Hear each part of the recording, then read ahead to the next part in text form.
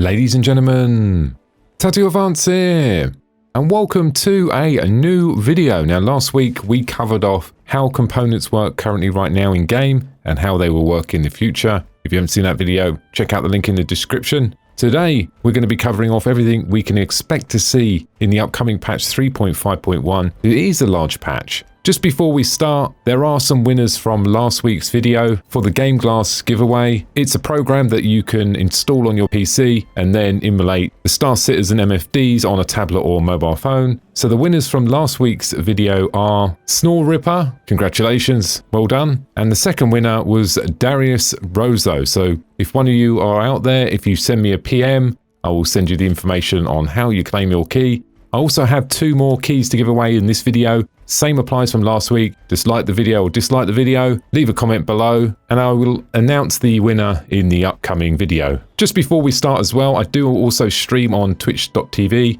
so check out the link in the description. So let's get started. To keep you entertained as well in the background, there is a video there of my first ever cargo run of 500,000, and I went from 0 credits to 500,000. Took me a long time to do it. This upcoming patch is going to be coming out very shortly onto the PTU. I wouldn't be surprised if it would come out by this weekend. We'll have to wait and see. So let's get started. We will get to see the other 300 series. The Twitch mission has been fixed and should work properly now. The game servers have been fixed to resolve the issue of items not appearing in the shops and the restocking functionality. Weapons have had a balancement pass. This includes missiles as well. Ships should no longer hover above the landing pads after auto landing. I've had this a couple of times. I don't use auto landing very often, but sometimes when I do with the bigger ships, it is annoying when you jump out the door and then realize the ship's hovering and you can't get back in. The aiming has been fixed, and what I mean by that is the weapons will now fire towards the center dot. We've had a box fix for the female character, so you better see where you're going now. There's been some back-end fixes to the netcode. Players should no longer return to the starting position when dismounting Gravlev vehicles on planets, moons, surfaces. You will now be able to lock the doors on the Caterpillar.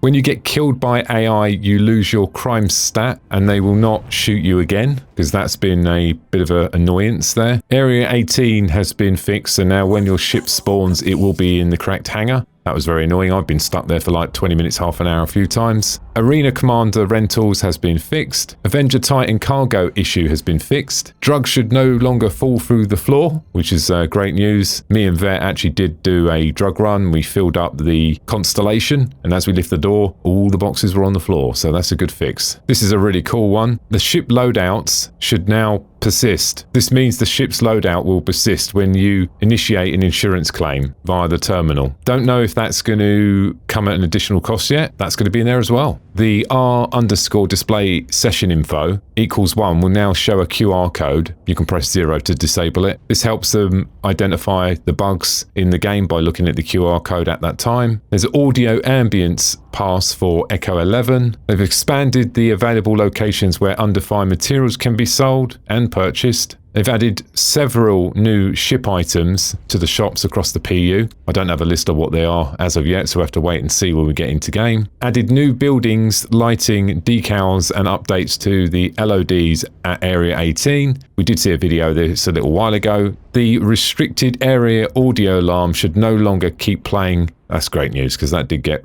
really annoying. Delivery missions should no longer occasionally withdraw upon delivery. Players should no longer occasionally load into the game before the ground, causing them to fall to their death. Ships should no longer spawn partway into the ground, damaging the items. Fixed areas around Area 18 that had gravity issues. There's been some fixes to the 300i cargo lift. There's been a fix for the Area 18 Kasaba outlet kiosks. Improvements to the AI ship light to reduce the wing wobble. We have seen them twitching around a little bit. The down satellite, the Darnell mission, should now work properly. Turrets and FPS AI should no longer respawn if the player in the group dies whilst doing a related mission. Players should no longer be able to eject from the Hawk in Astro Armada. That's quite funny. Switching gender in the character creation customizer should no longer occasionally cause the skin tone to mismatch. Arena Commander and Star Marine rentals should now work correctly. Further polishes to prevent AI and player ships jumping slightly during motion.